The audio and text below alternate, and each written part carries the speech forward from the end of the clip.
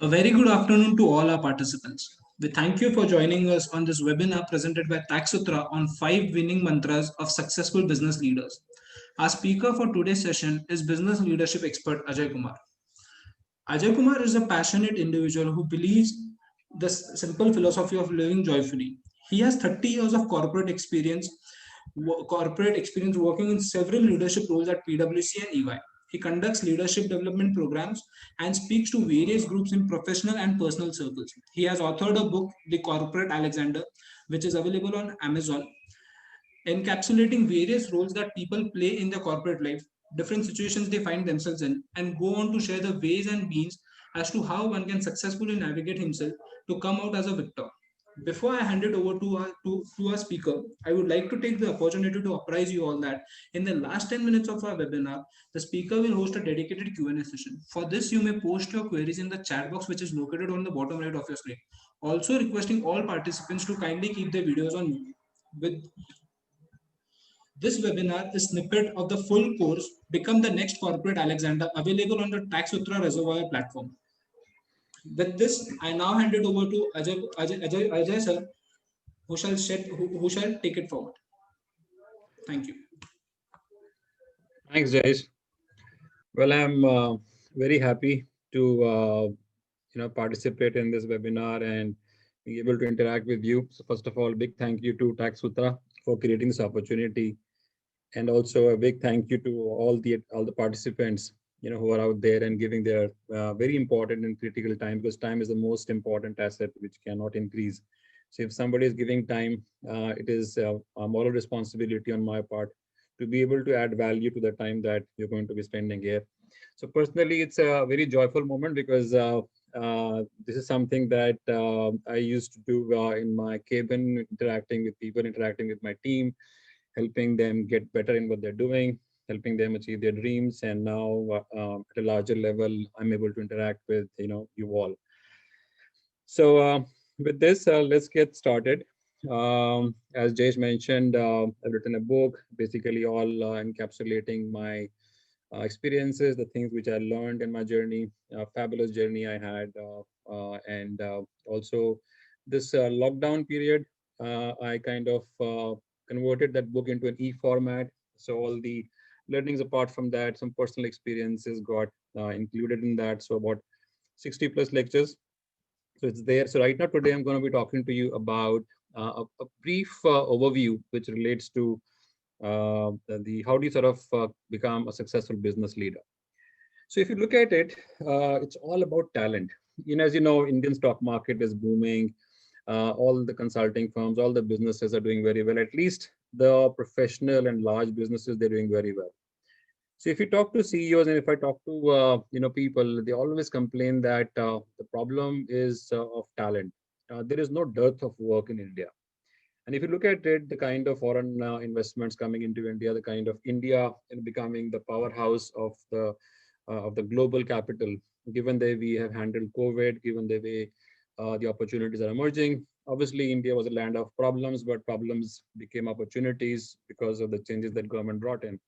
So clearly, there's a huge amount of opportunities, and one biggest bottleneck that exists in all the businesses is to be able to find right kind of talent which can help propel the growth. So if you talk to business leaders, they say if I have the talent, then I can grow the business, much more than what I currently do. So there's a thing that there are more jobs for even for trained truck drivers. So as simple as that. So talent is something which has been a problem area, a stumbling block for everybody. And so this attempt of mine is a initiative which perhaps people can use to, I would say, fast forward the talent development programs that all the companies or you as an individual may be pursuing on your own. But fundamentally, if you can fast forward your growth journey, clearly we'll have more leaders, more people coming forward, taking over the responsibility and driving the business forward. And that process, achieving your personal goals, achieving your personal dreams, and being able to, succeed in your professional life.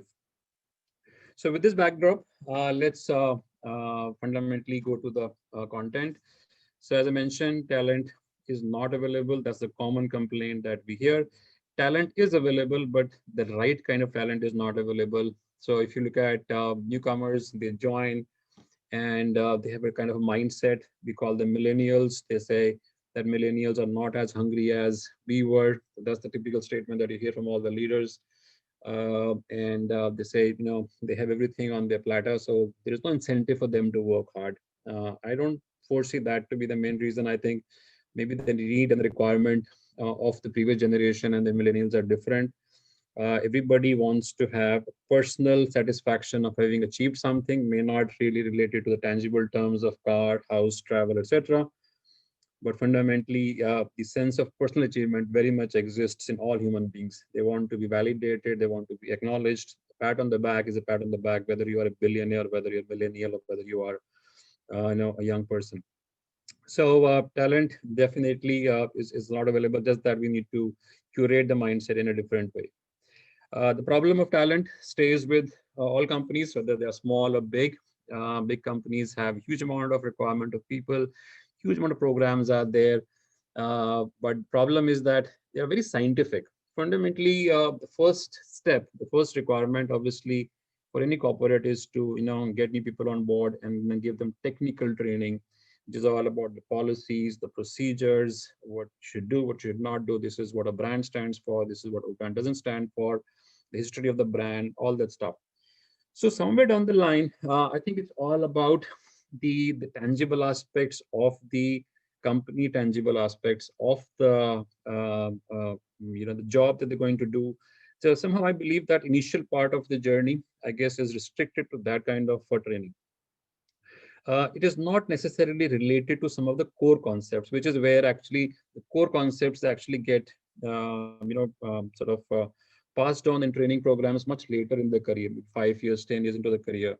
And you will see that even the CEOs have the personal coaches. Even when you become a director or a partner, you are offered from the company's funds a personal coach who actually helps you become better in what you're doing. So you may think that why the person has been very successful, why does he need a coach? And you will realize that that is the toughest task the coaches have, to really train a very successful individual who has done very well.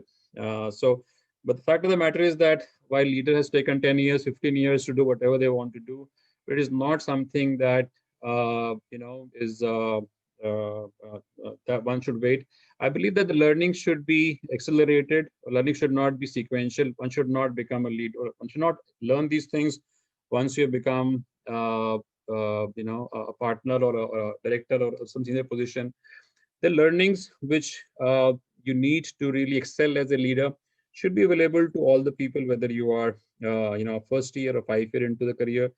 And somebody who is smart and hungry can actually incorporate these learnings and accelerate his own personal growth journey. That's my view. That's something which one has to do.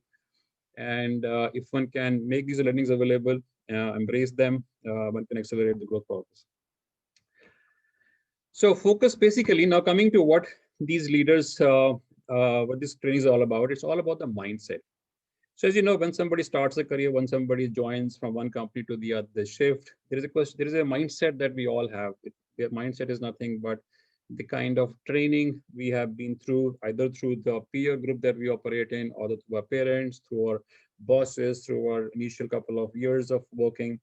And these patterns actually, they sort of occupy our head, and we believe, we see the world through that lens, so to say. With that learning, we interpret situations, we interpret circumstances, and we somehow say this is right, this is wrong. So we have a right and wrong box. Everybody has that.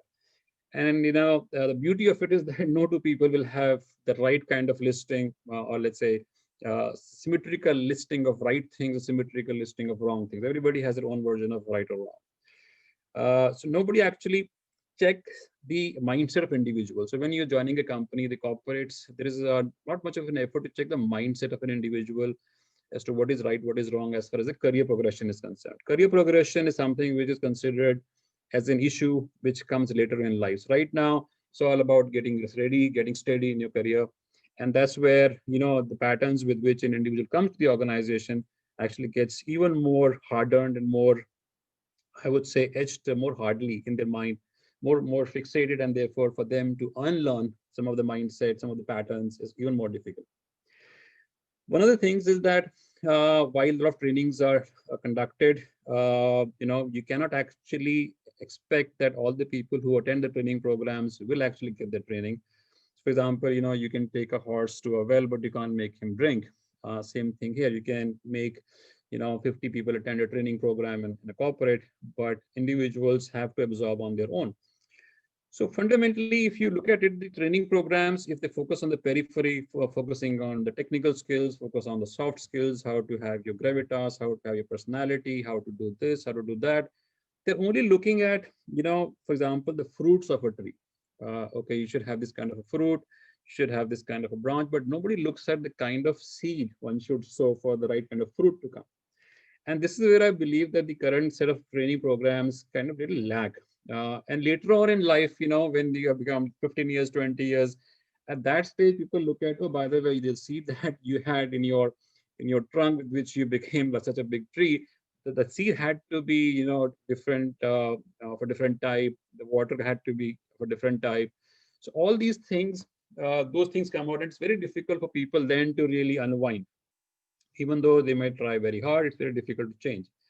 So therefore, the message here is that if somebody can fix the core, when it is fixable, which is the initial 5 years, 10 years of a career, then really it is up to the individual to do whatever else they want to do in terms of embracing the journey, the professional journey, and feel very successful in what they want to do. So that's the bottom line message here, that if you look at for the core part of the individual, it actually helps them get better in what they're doing. So what are the core concepts? We'll move to that. So this is something that we discussed, the technical and soft skills training at a younger level. That's the focus area. Senior level, people get coaches. And by the way, still, they can't get things right. It's very tough. And by the way, once you hire a coach, you get a lot of advantages, and people don't really give up on their coaches. So they want to have coach by their side all throughout their professional life if they can afford them. But it's too late, too tough, and erasing patterns in the way you think and act, they get so deeply etched. So the best thing is to start early. So question is, how early one should start? In my view, that when an individual joins an organization, so when you walk into an organization, whether it's in the first 5 years, or whether you're joining a new company, even you're 5 years into your career, you shift from one company to the other. At that very moment, the first month, 2 months, 3 months, the individual's mind is actually very open. The mind is observing the patterns of the new environment, how things work here, who is the powerhouse, who is weak, what will happen this if I do this, what will happen if I do that. So the mind is very open. So typically when you operate, we operate with a closed mindset. But only time when we have a little bit open mindset is when something new is coming, when you go to a new place, when we meet a new person, when you read a new book. Our mind is open, which is open to absorb new things, get new learnings. And that is the right time where this kind of core concept, which I'll talk about in a moment, if you can instill that, the chances of absorption of these core concepts, which can help individuals extract the most out of the learning which they're going to get, either through technical means or through professional means, they will stick with them, and they can do better in what they do. So fundamentally, the early you start, the initial first 3 months, 4 months, 5 months, I think that's where you can call a baby has come into the organization. It's a baby mind, and you can have a baby mindset available to you, and you can write whatever story you want to write. And if you can instill these core concepts, which we'll talk about, that's really putting you in very good stead to get the maximum out of the talent that you've just hired for your firm. So fundamentally, if you look at, these are the core concepts, I believe, which everybody needs to understand very clearly. For example, who is a leader? We all are being told to follow a book, a bookish concept. Somebody who leads a team to a goal is a leader. Okay, I believe that's the management definition. That's a consequence of a leader. That's not the definition of a leader. Leader is everybody who is leading himself well is a leader, and everybody is leading himself or herself, right? The question is, how do you become a good leader? Good leader meaning leading yourself well. If you think of a company, how will you call a leader of a company as a good leader?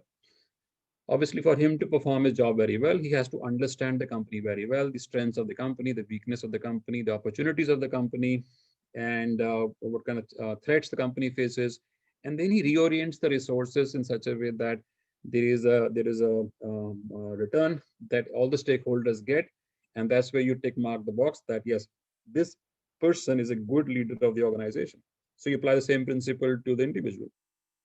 An individual who understands his strengths very well, he understands his emotions very well, he understands his threats very well, his limitations also very well, and then embraces it very well, embraces it completely, and then leads himself forward. That's the definition of a leader. Now, you may have seen that in your office also, somebody who may be operating at a very junior level may not have a big team, but still he will operate like as if he's the king walking on the floor. He wouldn't care about what's happening around. He's focused on his work. He's out there to help others. Whereas somebody sitting in the cabin who have 50-member, 100-member team, he is very jittery about his position, very iffy about his role, very circumspect about people around him. While he has been given some responsibility, yes, he must be doing something very well, but one cannot expect that kind of a person to be a role model for the others, to extract, more talent in the company to work for him. So that individual might be doing some job very well, but clearly there will be a time frame when that kind of an individual will stop getting I would say, the growth in the career, and it will stop. But somebody who leads himself very well and is open about, is very aware of his own situation, settings, aware of his own hunger quotient also, that, okay, I'm only hungry to the extent of 5x, not hungry to the extent of 10x, which the management books want me to be. That kind of leader is a right leader. So if you sort of do all of that, then you're rightly positioned to lead yourself very well. Now you may say that, how the hell somebody can figure out who they are? I mean, you're such a complex creatures, right? How can we know ourselves very well to be able to lead ourselves very well? Clearly, that's a one heck of a task. Even when somebody would be 50 years, 60 years old, may figure out, oh, by the way, I was like this and I was bluffing myself.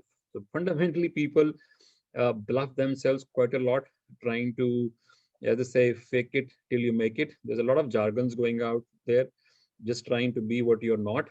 And then you say, wow, it's such a pain to keep yourself, to fake yourself as somebody who you're not. And then you realize that you just wasted yourself so much. So yeah, it's a difficult thing, but we'll talk about that. How is it that one can do? One can sort of look at the exercise of knowing yourself very well, charting out actions, and then moving ahead. Another concept, very important core concept of goal setting. So a lot of people, when they come to the career, they have a professional goal, it's a dream. And dreams, typically, everybody has a dream in terms of what they want to achieve in life. Okay, the title, the corner cabin, the material goals, the reputation, the love, the affection, the tangible. So it's all about to get goals. Okay, and everybody wants to get something, and this is where the problem lies. While to get goals are fine, they give a direction. Okay, I want to have a corner cabin, but question is, when you get up in the morning, what kind of things they are spinning in your head? The things that you want to get, or things which you have to do. You may say that, yeah, everybody is doing things. There is nobody is sitting idle. Everybody has a big to-do list. But fundamentally, question is, what is it? What kind of quality of to-do goals that one has? Whether there's any correlation between your to-do goals and to get goals. So fundamental clarity about this question, the to-do goals to get goals. Again, discussed at length. This is a fundamental difference between successful people and not so successful people, who think a lot but don't act a lot.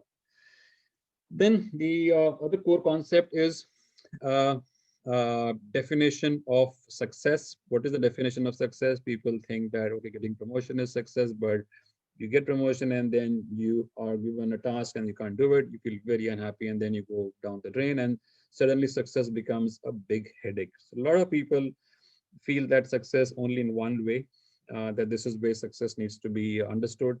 So what is the right definition of success? Another important aspect, very core concept, is what is the individual role in success. Okay. Now these things may sound very philosophical, that, oh, these philosophy, this is not relevant in the context of In a corporate world, it's high and dry. Either you beat others, you get beaten. But all I can tell you is that, in my experience, anybody's whose core is not right will never be able to get the success. And even if he's able to get the success, he will not be able to handle it. And we've all seen that success can be big dope for individuals. And if you have these core concepts right, no matter you may get bountiful of success or you may not get any success whatsoever, but you will be seen as a very happy, contented person, and you'll be role model for the others that this is how life needs to be led. And in that process, you may create future leaders who could be achieving positions much beyond that what you dream of.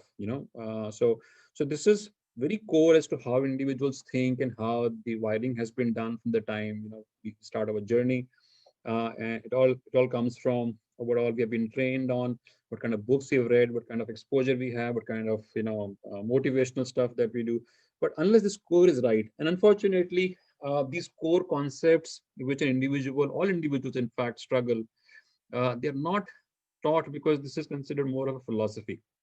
So, for example, things like professional jealousy, things like how do you handle when you get an offer from compete. Okay, now you would expect somebody to teach you that, okay, this is the kind of I don't know, to be honest, if they actually do that, but if they do, this is a great thing.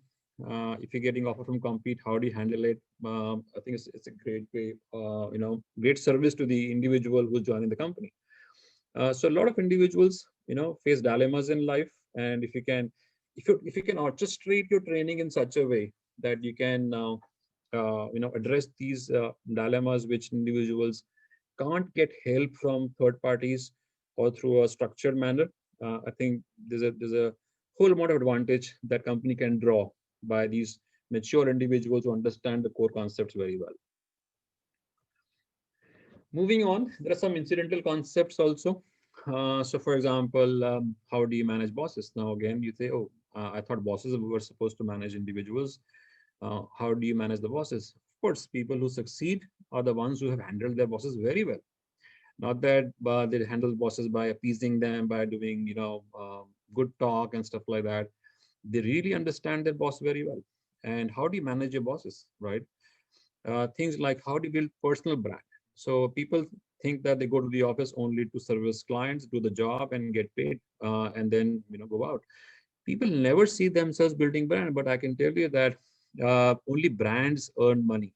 If you really are looking at exponential returns, successful business leaders, you have to have very strong personal brand. People should recognize you with certain positive attributes when they think of your name.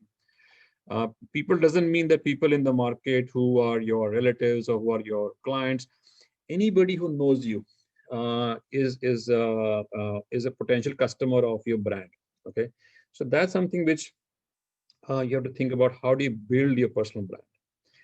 Question is then next, who is the client and what is the definition of exceptional client service? Now, people think that, oh, I don't have a client facing role. There is no client who pays me the money. I only work for internal team members. I don't have a client. Absolutely wrong. Everybody is a client. And how do you make your clients happy? So the whole concept of client, if you etch it in this manner, the whole question of, passing on the buck, and holding others accountable for what they do, all of this can get erased and people will clearly understand, okay, this is the definition of a client. Team building, again, and cliched word, but the question of how do you build successful team? People only have 24 hours. If you want to grow, you should have 50 people working 24 hours for you. Only then you can get more money. As my boss used to say in Hindi, jitni badi praja utna bada raja. And that's still echoed that if I have to grow, I have to have a really robust team. Then the question of business development and innovation, again, in cliche term, but we'll talk about that later. Role of fixed mindset, coping up with change. Again, think concepts like better than the best. Is that how you grow, or you have to be, you have to be at your best, other than others beating the others. So you can actually, win others either by beating them or winning them over. So there are two concepts here. What is the strategy that you should follow? Again, there are deep concepts. Each one of them requires very detailed deliberation What is the mindset that typically people fall into, the patterns people fall into just to get immediate gains. That's how mind is trained. We have our own fear zones, or own threats, on weak spots. Even though maybe sitting on very rock solid chair, but our fears actually make us take very naive decisions, and we come across as someone very stupid, and in that process lose, I would say, a personal brand that we built over the years. So, guys, this is something that if somebody can train and help the individuals, it can make them very robust, very solid, and the talent actually will become readily available for the company to be used. So, how do you go about doing that? So, clearly, once you have shared what is it that holds good, then you should actually encourage individuals to check your understanding vis-a-vis these concepts, validate that. If some change has to be required, reorient that change. Change management is extremely critical piece. If you have been thinking in a particular way and suddenly realize this is not the way to think or act, then how do you actually make sure that it becomes part of your DNA? Each time a situation comes, each time a dilemma comes, you actually act according to the new way of learning. It's a huge change management program that one has to do. So, for example, I can share my one of my techniques. I was actually very weak in my tax technicals as compared to my peer group, and I used to feel that I'm not technically very solid, and I really had to tell myself. Whereas my team members to tell me that, or my peers, that Ajay, you're very good in your tax. So what I used to do, statements like this, I used to actually write affirmative statements on a piece of paper, and that piece of paper was in my drawer. And every day before starting my work, I used to come to the cabin, open the drawer, read that statement, and then put the paper back, and then start my work. So I did that exercise 3 times a day and religiously for a year, and actually helped me change my thinking pattern about myself. And it had a big impact. So there are various techniques that one can follow to embrace anything new you learn, to be part of your DNA. Because transformations, I believe, does not require you to have a lot of knowledge. Just one degree change that you make, and you just plot a graph. 1 degree change, you can see the difference between where you could be, and where you could possibly end up just by a 1 degree change. So for training programs, I always encourage people not to expect a lot from it. That is why they say training is a waste of time, because they expect a lot from it. I think if you can just have one from it and do a lot on that, that's where the magic begins to happen. And if you practice what you learned, you see the results. If not, seek external help, and then you actually see the results coming in. And the technique to do all this is to be very mindful. Mindfulness is a very big concept in the US. A lot of big corporates are hiring external coaches to help their employees be mindful. And if they're mindful, then everything else falls in place. Let them be cautious about who they are. Let them be aware of various roles they play, being boss, junior, etc. The specific nuances for each role. Aware about situations that might come in and possible outcomes. Aware about lollipops and shortcuts. Yeah, lollipops is an interesting word that you suddenly you suddenly find yourself falling in your old pattern, because that's very easy to do, and you just look at, no, this is very easy, it's available to you. You typically go to that, and then you push yourself back and come to the new way of learning. So these are some of the things that needs to be addressed. I believe if companies can reorient their training programs, if you can reorient your mindset and understand these core concepts, I think you will be ready to take up more responsibility and accountability, which will be much beyond your age or your experience, because your mind is mature. Mind can travel in the future. So you can actually think like a 50-year-old owner of the firm and acting, even though you may be a 25, 30-year-old person. And if you conduct yourself like that, guess what? People are going to come to you as if you are the owner of the firm. Because kings are made not because you are right, because you act like a king. Only then the title of king is given to you. So therefore, if you act like that, if you go to the dress, you act like that, all the titles, etc., they come to you, and that's what happens. This is the base concept of what is it that people can do in terms of addressing their talent problems, either managing their own talent or talent of the company that they're working for. So this brings us to the next topic, which is stagnant versus growing. So why do some people stagnate and why do some people actually keep on growing? And there's a subtle difference between stagnant individual or stagnant career. There's a subtle difference. We'll talk about that. So who's a growing individual? Growing individual, somebody who knows himself or herself inside out, is in complete love with oneself as is, works consciously and takes actions considering his own findings, sets goals accordingly, and very happy in his skin. So that's a growing individual. Stagnant individual is in dark about his thinking or acting patterns, which could be propelling him forward or pushing him back, both. Sets up wrong goals, blames other people or luck for his or her problems or lack of success, believes that he's responsible for his or her credit, for his or her success. He thinks that, yeah, I've been able to do it. So this is also a thing that, when we were kids, we were told by parents that, wow, you've done a great job, etc. This I think becomes very prominent in our head that we have done it. It's I. Whereas the fact of the matter is that in your success, a lot of people are responsible, but that's not how we all think. We all think that we all are wired to think that we are responsible for our success, we are responsible for our failures, and we have to be blamed. Yes, partly right, but fundamentally the whole system is responsible for that. But that's not how we actually think. If we fail, then we go down in dumps. We have low confidence issues. We go down, we be depressed. And if we succeed, we sit on cloud nine. We are the ones. So I, me, myself. So all of this thing happens only because nobody taught us as to who was really responsible for our success or failure. Feels cheated or shortchanged or complains about bias. This is typical trait of stagnant individuals. Uh, for a company, he or she might be a very valuable resource. But if such a resource feels like that, he or she may quit and company will be at loss. So who has to be blamed? Now, certain individuals who were doing very well, they're feeling very bad. You can have that, right? Everything is going right, but still person is feeling bad.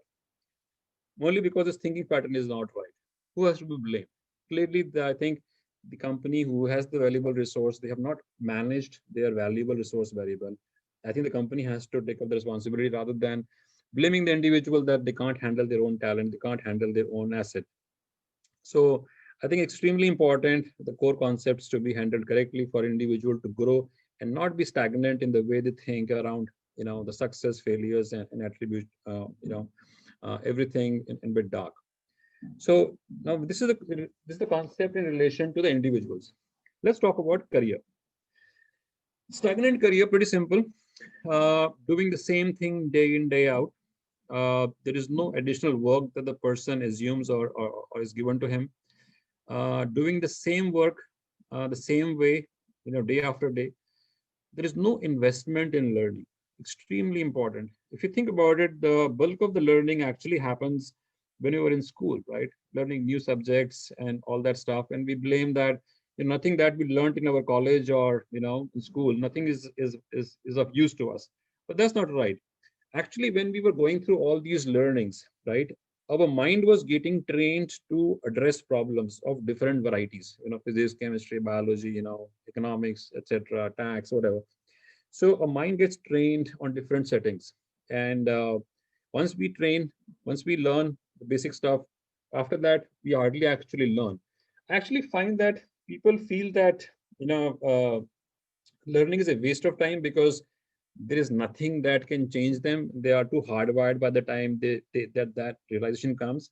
But sometimes people believe that there's nothing else to be learned. I know it all. So the desire that I can get better by learning, I think that is the fundamental reason, fundamental thing. And I believe if somebody is attending this webinar, I believe there's a genuine desire to learn something. And this is the starting point. If there's no desire, there won't be any investment, and there's no question of anybody getting better. If anybody gets success, it could be purely a matter of luck, purely a matter of a chance, but that success won't stay and won't really, stick with the individual. Again, stagnant career means that you don't make new network. You're happy with your, old connections, and you're not even tapping into your current network to sort of get new business, new opportunities. So that's the, some of the parameters of a stagnant career. Uh, my view is that if you operate uh, within comfort zone, okay, and you become uncomfortable with that, then you only should come out of it. But otherwise, one should always operate in the comfort zone. Now, you may think that, well, why should somebody stay in the comfort zone? But I believe that if somebody has to excel and do very well, they have to operate in the zone where they're very good at. So if you are a 100-meter runner, okay, and somebody asks you to, run, let's say, a mile or a marathon, that will be very tough for you, right? And even though you may be able to run, but you're moving out of a comfort zone. You may be able to do well after years of practice, but by that time, the whole you have wasted the time to be able to do well in your own zone. So if you're comfortable in doing what you're doing, you're enjoying what you're doing, I think excel in that. I think that's the basic mantra. If you want to have a growing career, and you can look at the refining, or let's say softening some of the rough edges that may exist in the persona, some of the mindsets that you may have. So all of these things can be handled if you operate within comfort zone. If you operate in an uncomfortable zone, then apart from your own rough edges, you have to really look at the new zone, the new area that you've gotten yourself into, and which is not going to be productive unless you're a superlatively charged, energetic person. But fundamentally, if anybody has to do very well, they have to really operate within the comfort zone. So, growing career, doing different things that add more value, doing new things, make yourself available. Obviously, if you have to do new things, you have to make yourself available, which means that you have to have a great team. Acquire knowledge outside of your domain. Extremely important that you have to have knowledge outside of what you know. If you have the knowledge, people will be able to interact with you, and tapping into new network. If you do all of these things, there is no reason why anybody's career will be, so to say, stuck. You will get opportunities beyond your traditional growth trajectory, because everybody grows. There is no doubt. Everybody grows, but some people stop and some people keep growing. And these are the things which can actually make a difference and help people keep on growing, to an unlimited extent. At the moment you feel satiated that, oh, I have got enough, I don't need to know more, that's where you know that you've hit the ceiling in terms of your growth curve. The other aspect of a growing career is about change. As you know, there are four aspects of change. Either you can accept the change, something that has been introduced by your company. It could be change of your job, change of your location, change of your boss, change of your clients. Anything can change. Or you may say, yeah, I accept that, it's fine. Or you may resist it. No, no, no, this is not right. This is not good for me. I will go down the dumps, etc., etc. So you could be resisting to the change, or you could be driving change. Yeah, I've got this initiative. I need to sort of drive it within my team, within myself. Or you could be harbinger of change. You initiate change within the company. You bring innovation and stuff like that. So clearly, you can see that what is it that what kind of a person will be more suited in terms of growth, the one who actually initiates change, the one who drives change, and then accept and then resist, because change is inevitable. And of course, amongst the core concepts that I mentioned earlier, that change management has to be a very important part of the core concept, because we know that world is not static, world is moving. So if you have your employees with a fixed mindset, clearly we have a huge population, employee population, which is going to be the biggest stumbling block for you to grow. And that's something which you don't want to have. And therefore, the change management is something which should be a part of the core concept in the talent development programs, any company that it wants to initiate. So if you have this, I'm not saying that one should move from initiate to drive to accept or whatever.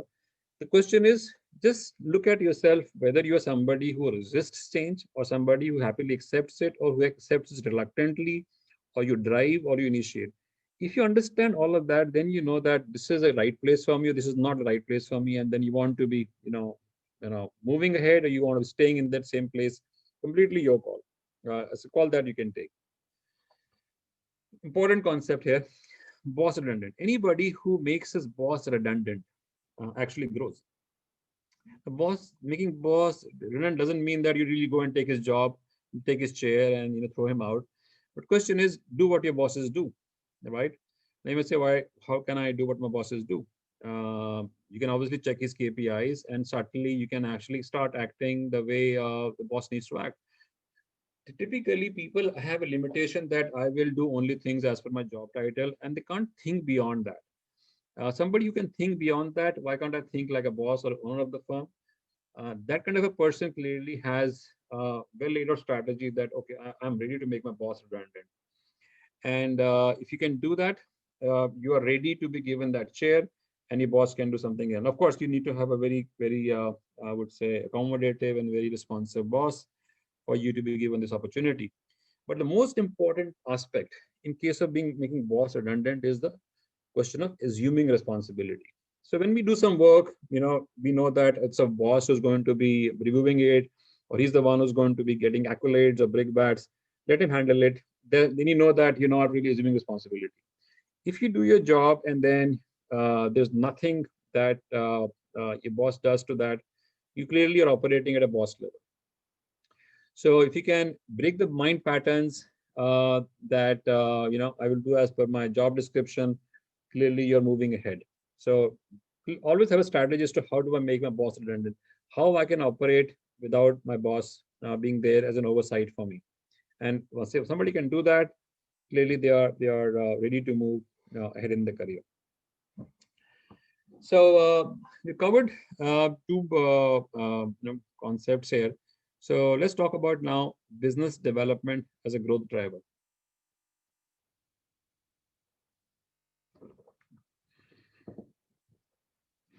So in this case, more relevant in the context of consulting firms, business development, as we know, is the most important thing when you are at a leadership position. They understand that you are responsible for growing the business, managing the business, and protecting the business. So all of this is a responsibility of senior management. But the question is that, do you actually assume this responsibility suddenly one fine day when you handed that letter, or is there something, this responsibility you can assume much before? And what are the different components of business development that one has to really look at? So if you look at it, the contribution to the business, either it could be in terms of top line or the bottom line, or it could be growing, maintaining, or protecting top line or bottom line. So as an individual, I would encourage you to look at how do you go about measuring your contribution to the business. Your personal growth can happen only and only if you can demonstrate that this is your contribution to the business. And I can tell you that from experience that as an individual grows in the company, you actually become very costly resource of the company. Okay. And all the costly resources, the management actually looks at them to say, okay, we are paying so much money to him. What are we getting out of him? Okay. So you have to have a quantifiable measure of what you are doing with what kind of a thing that you're bringing to the firm in a measurable terms. May not be revenue terms, but something which can be quantitatively measured. And that's where the challenge is, that if you're business development guy, it's relatively very easy. If you're not in business development, but you're into some kind of other program, other department who doesn't have a revenue as a base or a number as a base, then you have to really think very smart to say, how do I actually bring out my contribution to the business, either top line or bottom line, if you really have an aspiration to grow. And question is, whose job is it? Is it the job of the junior folks, or is it the job of middle management or senior management or dedicated sales or BD team? I believe that this thinking pattern, the thinking process that I am responsible of the growth of my business, growth the business of the company that I work for, I think that again has to be edged as a core concept when people start their career. It should not be that, okay, right now you worry about technicals, you worry about this, and then we'll talk about business development later. I think this just implanting the seed that I have to think about business development. If you can implant that seed earlier in your career, I think it can give you a lot of fruits. And a lot of people who actually have this business development mindset, they really grow very well within the company, because business development is not very easy. It doesn't come very naturally to people. because that requires you to move in your little bit uncomfortable zone. You have to meet new people, really go about convincing them about why they should be working with you and what kind of value you can add to them. You really have to understand their perspective. So the kind of things that you have to do, it is very, very different. Each day is different in the context of business development, in the context of meeting with clients. And that's where a business development job is something which is very tough but very hugely remunerative, and extremely important for somebody to take a leadership position, leadership chair, chair in the leadership team. Because if you can do that, then the space is easily made available to you. Because in the leadership team, when they induct you, it's not about having a piece of cake. It's actually about growing the cake. So if you can grow the cake very well, you are very welcome into the club, and then you become part of the leadership team, and then you're compensated very, very handsomely, because you're doing something which is very difficult for the firm. So fundamentally, it's everybody's job. Junior folks, middle management, senior management, everybody is responsible for business development. The question is, you should actually make the things, make the things available to them, for them to be able to do. At least have a thinking pattern going. The junior folks should be encouraged to think about business development and come up with ideas, and the ideas should be rewarded. Middle management, again, business development should be a part of, I would say, each and every meeting, review meeting that happens. Whether it's a junior person or a senior person, doesn't make a difference. Everybody should have that as a part of the review meeting. When you look at giving some kind of a training to people, again, key concepts, you have to really explain what is the difference between sales and purchases. So to my mind, sales actually don't happen. It is the purchases which lead to sales. Nobody can sell unless somebody's out there to purchase. So the question is, if you understand this concept, then you're going to be focusing on individuals who are out there to purchase. How do I understand an individual? How do I understand his need? What is he thinking? And how do I reorient my product? Or reorienting my product and services naturally becomes step number 4 or 5. If you have this understanding very clear. Most of the people who are out there, they tend to make a mistake of trying to say, okay, we do these things, our product has these things, and therefore please buy from us. Different concept called non-pricing. What is value-based pricing? People say that this is the product, this is service, this is the price, but nobody really understands the value. The value is very different than what you do. Now, you may be doing X, but the value of that to the customer could be 5x, could be 6x, or could be 0.5x. What is the benefit that he's driving for the number of hours that you're putting in providing the service? If you can understand that, you can actually have very smart contract, pricing model, whereby you can get really bang for your value addition that you've done. And clients will be very happy paying you.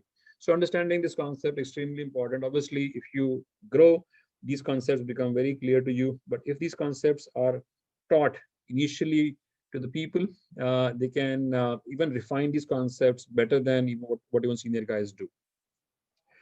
Again, looking at the concept of securing new clients, questions like who should go and target it, for how long one should target a new client, when you should give it up, how you should go about targeting a new client, etc.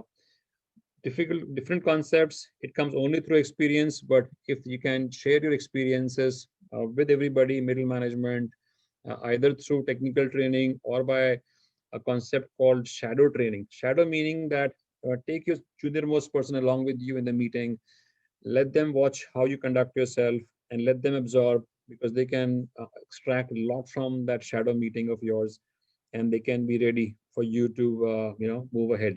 And then later on, you can have a debrief meeting to tell them, look, what did they learn? What is it that they got out of that meeting, and how they should be going forward. And later on, ask them to go on their own. Don't necessarily have to follow, go with them. So these things you can do to actually help them cement the learning which they're getting. Maintaining existing clients and upselling. How do you actually get business from existing clients? One of the things that that exists in most of the clients is no client is static. Every client is doing something or the other. Every client has a growth aspiration to grow 15%, 20%, and trying to do something new. And if you are a consultant and you have something tangible to offer to them. One has to have an understanding as to what client is doing in the next year, and then what do you bring to the table, and then look at the opportunities that get created. It's an excellent way of figuring out opportunities from clients and increase the share. Um, Goes without saying that if you have clients, take continuous feedback and then reorient your service offerings. This is key concept. But all of these things, as I said, all these things are taught at a senior level. But if you can train your people along these areas at a middle management or junior level also, I think you have very strong talent available to you. Business development continued. You look at existing clients, people normally don't tap into existing relationships. Look at existing internal relationships because you may have friends within the firm who may have the clients. So you can talk to them to refer business to you, understanding real problems of clients more than what they want. So if you look at business development, clients ask you to do some work and they think that they know the problem. Most of the time, clients understands only 80% of the problems. Once you talk to them, their understanding of their own problem actually becomes quite good. And this is where you can add value and earn the trust that you know much more than what the clients really needs. And if you can do that, you earn the trust, you earn more credibility, and more business comes. Stepping into client shoes is extremely important because most of the consulting firm organizations, they have individuals who have never worked in the industry, and therefore it's very difficult to think as to what actually happens in the life of an individual who works in a company. But if you can spend time with them, step into the client's shoes, understand how his life is in a day, what happens, you can actually get a lot of insights as to how you can add more value to what happens with clients. There's a lot of times client may not really be able to articulate their problems, but if you can step into client shoes, understand the problems, you can develop a tailor-made solution for them. So all of this can happen only and only if there's a trust that is built. Now, if you look at trust, how is trust built? Trust is typically built based on listening. If you go and talk to the client and you want him to give you the work, you must have a very sound listening capabilities. So, example, if you go and talk to a doctor, he listens to our problems, he has won our trust. Versus the doctor who just looks at our face, writes a prescription, we say, no, no, no, we are not very happy. I'm not convinced whether this medicine is right or not, whether I should take this or not. So listening is extremely important. Listening is one particular art which can actually help develop your fan base very strongly. Proactive, adding value. A lot of people actually think that they have to work only after the client asks questions. I can say that this is very, very ordinary. If you have your client, you have to really think proactively, think what happens in the client's place. And then without client asking you questions, you should be able to tell them, look, this is what is happening in the industry, in the regulatory sector, and this is something that's going to get impacted at your end. So please take a look. This is how we'll be doing things. Very few people can do that. I understand in a day's job, it's very difficult to do that for all the clients that you may be having. But fundamentally, major clients, this is something which is a must do. Shouldering responsibility, like you make your boss redundant, make sure that you work with the clients, that clients think that they have to talk to you before they take any step. And that comes only when you shoulder their responsibility. So doing what he tells you to do versus focusing on his KPIs. What makes him succeed? What is his KPIs? How his bonus is determined? If you understand all of that, I think you'll get very smart in working out a solution for clients. And you could be the client's darling, and that's what we want: long-standing client relationships. No surprises, extremely important. If you say something and it doesn't happen like that, client is surprised. Clearly you've lost a bit of a trust. Lastly, bad news. A lot of maturity is required as to how you go about handling bad news. A lot of times we keep things under the wrap, hoping that you shouldn't be the messenger for the bad news because typically messengers get shot. But yeah, this is a fairly detailed topic. How do you go about handling bad news with the clients? Who should be going there? When you should do that? How you should handle it?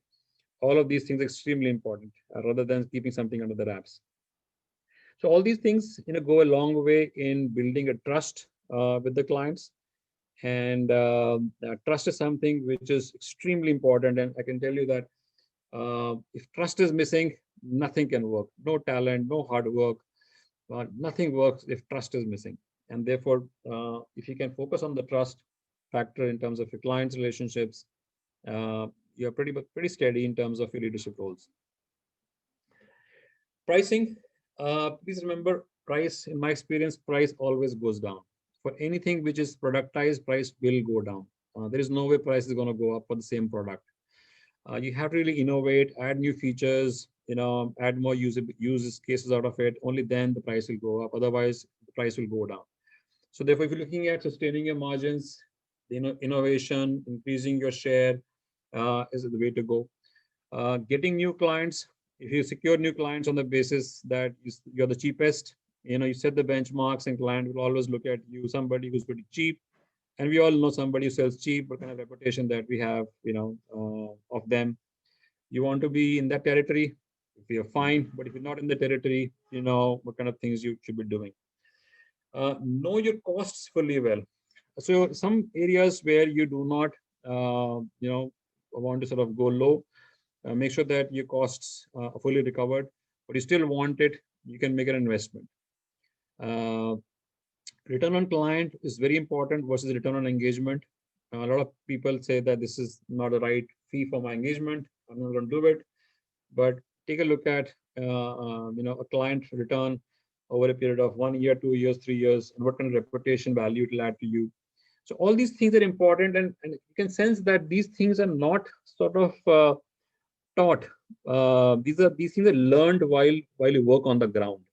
And this is where I think that if you can have a discussion, is to have a training program where you can inculcate these things, have scenario building, with your team, and then help them get acquainted with these concepts, which can help them get better in business development, so that they get more mature, more knowledge without having an actual experience, so that they can do better when an actual situation arises.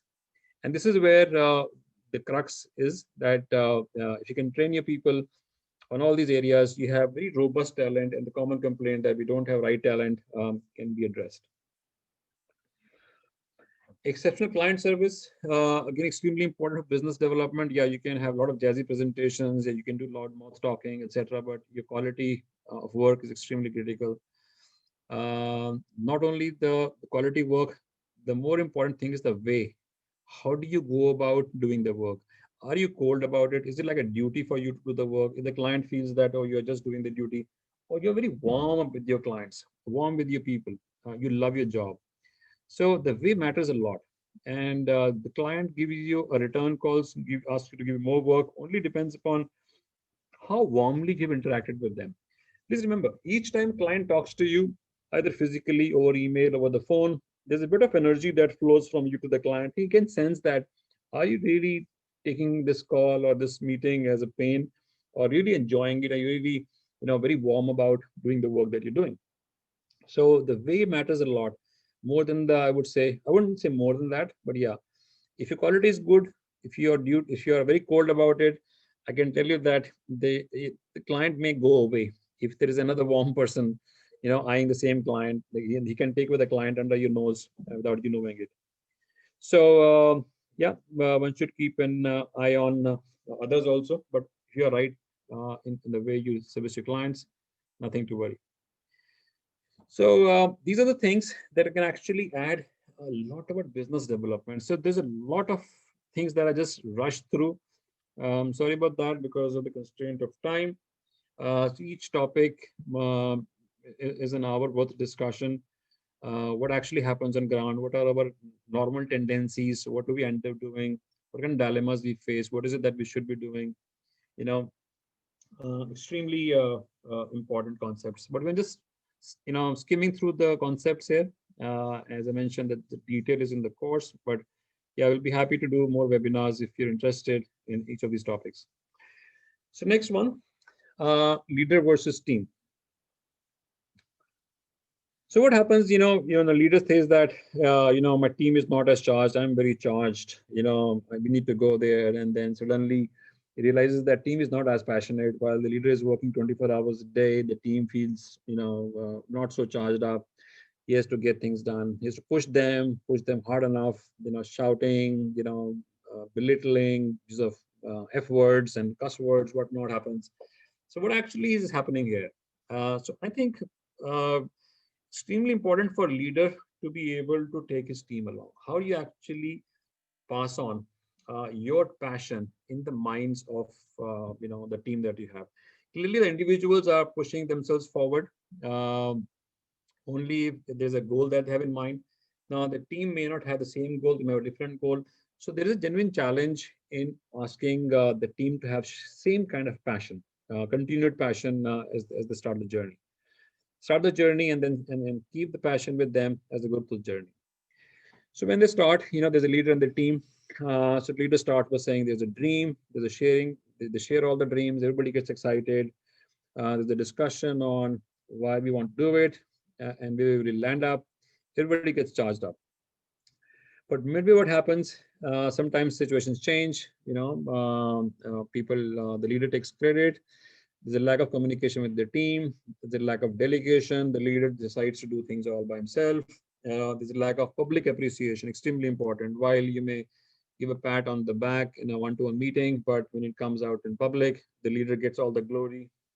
The team is left behind. There's a lack of transparency. Decision gets taken without the team getting involved, and there's a lack of written governance code. I mean, this is a pretty heavy term. May not be relevant for a small team, but yeah, in case of a small organization like 100-member team, 100-member firm, 200-member firm, typically there is no governance code as to how we need to look at major decisions, how we need to sort of resolve conflicts. So clearly that takes a lot of energies, and therefore the leaders have a one view, the team has a different view, and even within the leadership, there are different people having different views because of the lack of the governance code, lack of a common mission statement, lack of a common, execution plan. So this happens. So basically, this continues, and then you move from open to a closed culture. Uh, Everybody is an entrepreneur now. They're asked to be an employee. Don't ask questions. Just do what we tell you to do. Good talent, yeah, they get recognized. They get a lot of bonuses, a lot of good things. Bad talent, they get tarnished. Whereas the thing has to be that good talent, you should focus on the good work. A bad talent, focus on the individual. So all of these things happen. The unity is broken, and therefore the passion, the energy kind of dissipates. Competition sets in, another consequence. Instead of helping each other, focus on self, cover your backside and play safe, migrate from love and affection to obligation and duty. So this is common thing that happens, in a scenario where leader is not able to take the team along, and the team has a different passion level, different motivation level as compared to the leader. So what is it that a leader can do to not get into this situation? Not that they want it, but they get into it. I think that's where the problem is. The issue is that the leader thinks that all the responsibility to grow the firm lies on him. And even though he may sort of give the work and delegate to the others, in the back of the mind, the leader thinks that it is his responsibility. And therefore, with that kind of a mindset, he has a problem of letting go of things.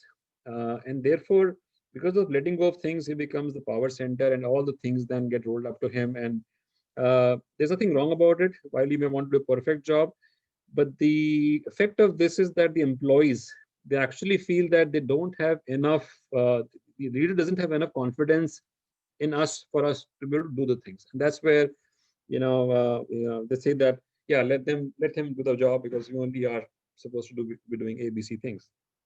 We're not supposed to think out of the box or think like that. Whereas what leader needs to be doing is to actually train, give them responsibility. And apart from giving responsibility, one should train their thinking and problem solving capabilities and not just tell them what to do. Now, something which I used to love, when my team used to come to me, and I really felt very excited when somebody came to my team, my cabin, and say, "What is it that we should do this on this, Ajay?" Instead of giving the answer, even if I knew the answer, I would actually encourage the individual to share with me his point of view, and why is he saying that. even if he hadn't thought about it, I wouldn't let him go. I said, you think and then come back to me with your option, and tell me why you're thinking about this. Through this whole iteration process, the individual would actually come to the right answer, which I would have given him when the person came to my cabin. And then actually, that actually whole discussion was the single most, I think, important contribution that happened in the individuals becoming more, I would say, confident, more mature, more accountable about their own capabilities and their own thinking patterns. And that really what we wanted. That the person should think that he has everything that he needs to have for him to do very well. And with that happening, there is very little work that will come to you as a leader, and then you have all the time to do other work, like taking new responsibilities, taking new roles, and your team is anyway taking care of the responsibility that you have. And this is a brilliant opportunity, if you honestly ask me, if you can use that opportunity to help on thinking and problem solving patterns of your employees, of your team.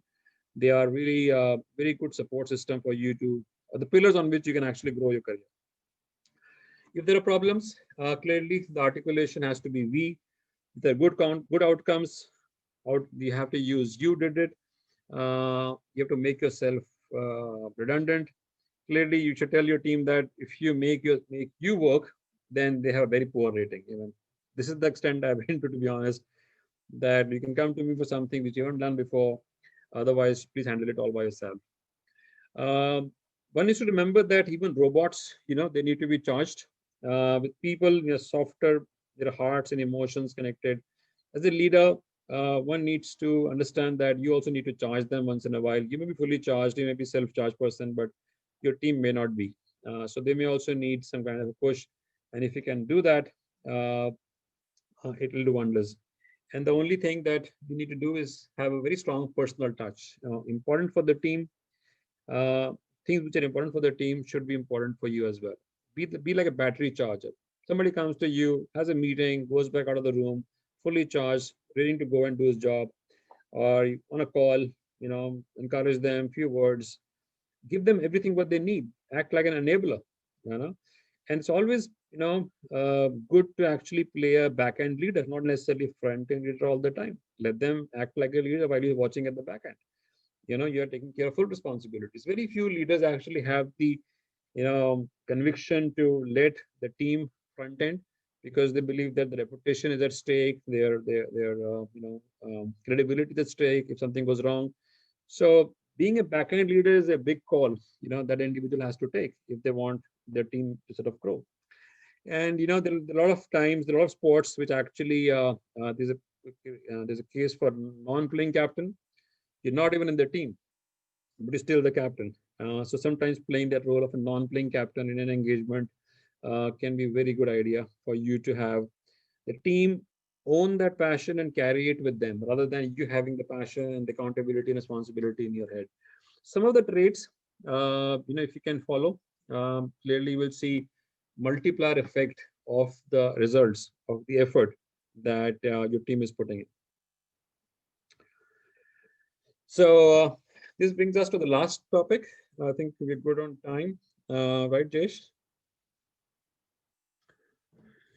So coming to now the talent gone waste. So a lot of times we feel that there are people who are extremely talented. They are very intelligent. Yeah. To be fair, yeah, some people are very quick to grasp things. They're very quick to adjust, technically rock solid. They have all the soft skills, all the mannerisms in place. They know how to manage things, full of energy, work centric, perfectionist, right? So yeah, there are some people who are like that. Whereas when they operate at a certain level, they do very well and they grow. But when they are given a team, then they sort of the performance level actually dips. Not that it goes down the drain, but the performance level actually dips. And why is that? What is the problem with the talented individuals? The struggles of talent, people who are extremely talented, it's all about I, me, myself.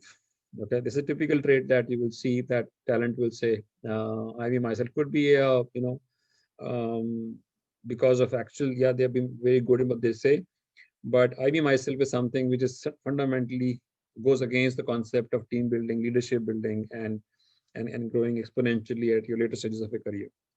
My way or the highway, you heard this term that either you listen to me or you take a walk. Some things that you hear from talented individuals, they have a trait like, it's like, since they understand it, things very quickly, they understand, they come up with solutions very quickly. They say it's now, immediate, or as of yesterday. So this is a common pattern that you will hear from the talented individuals. So what happens is that they have a lack of understanding of the point of view of others, because they believe that, okay, if I can do this, why can't others think like that? It is so simple. Why can't others don't get it? So there's a bit of a tussle in their head. They are very flustered, and as a result, they can't connect with the team. They blame the team for all the wrong things, and I'm always telling the team, you have done this, you have to do this, and telling them how they can get better. If somebody does a good job, rather than appreciating, they will say, maybe you can do much more than this. So in the urge and the zeal to do better than the current situation, they actually forget that they have to appreciate and give a pat on the back to the person who has given them, the work, uh, done work for him.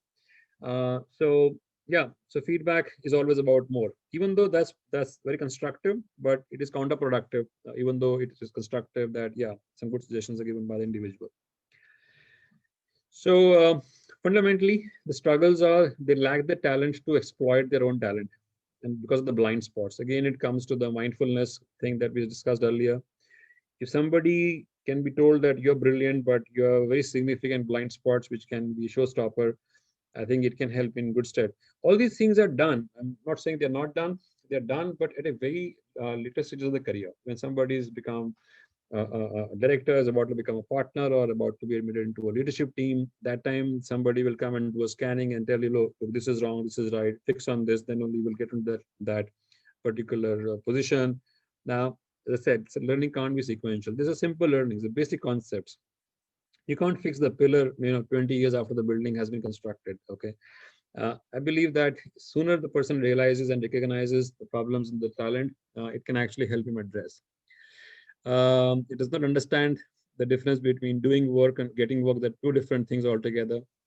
Hands-on approach is seen as intrusive by the team. Everything it has to be done his way. If things are not done, he will take over the work and do the work all by himself.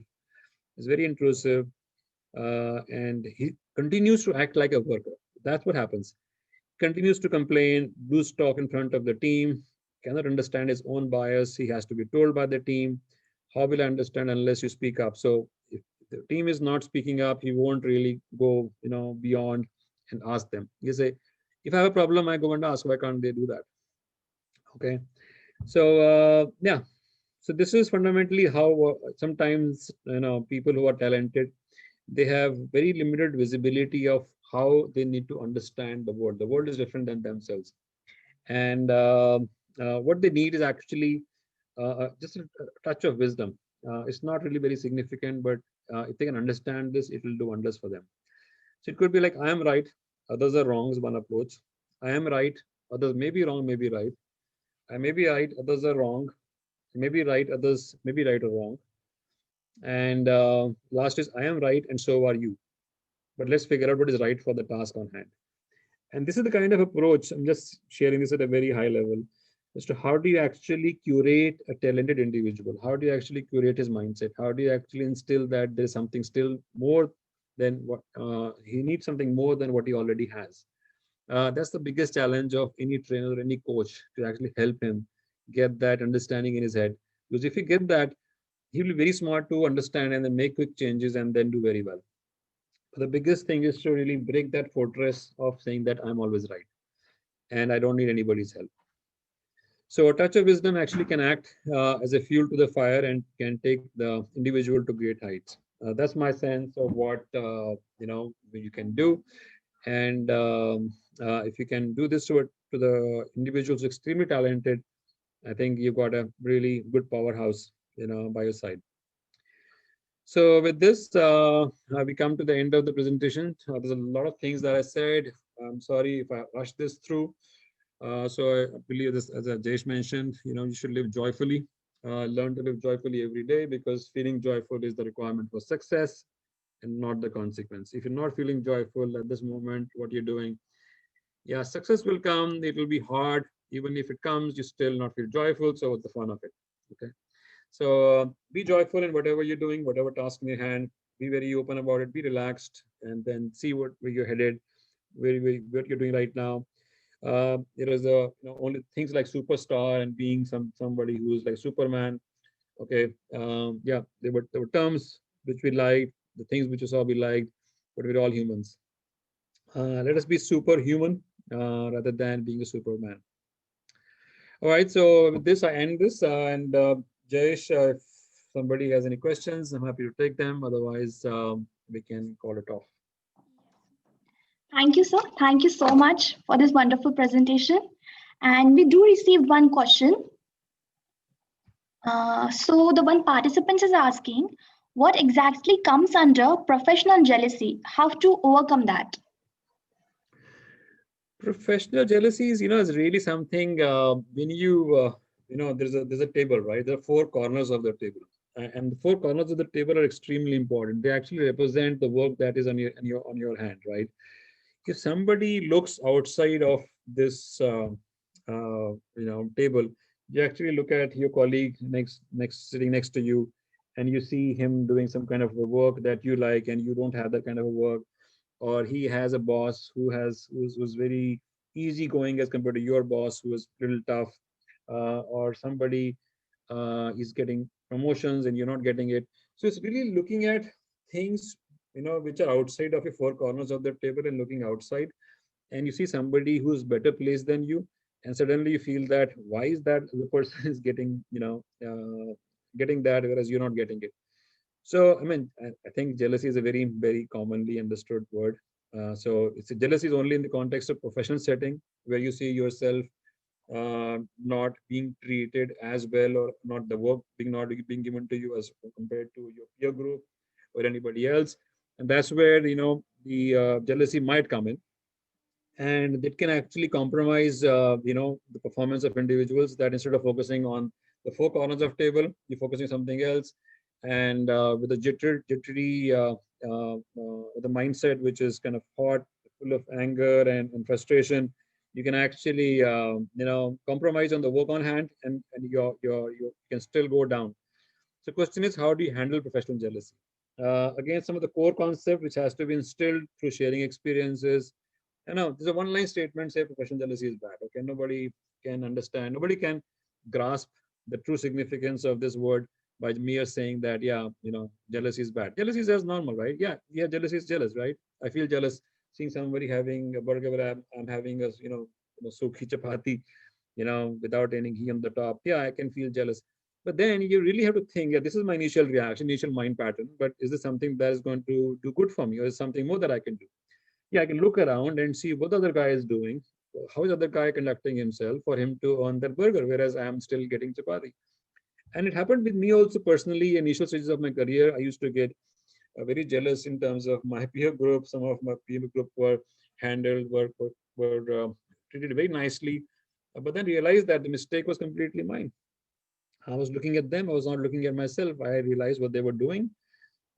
So my focus changed from what they were getting as compared to what they were doing. So I realized that they were doing something which I could also do, and I did that. So I learned something from them. I incorporated that, and that helped me also get better, and my burgers also started coming in. So yeah, so professional jealousy is a very, very common problem. It's in human beings. It's a very common trait. But the question is, are you aware of the fact that this problem is plaguing you? This problem is holding you back. If you understand that and you want to do something about it, fine, do something about it. But on the other hand, you may think that, no, I don't want to do anything about it. Even that's fine. Then you should have very realistic goals that I am victim of professional jealousy. I can't get over it. Yeah, that's fine. I'm okay with this problem, and then I won't have big fancy goals of succeeding or beating the others. But see, as I mentioned, you have to be mindful of what's happening inside your head. What happens inside your head when you see things around you?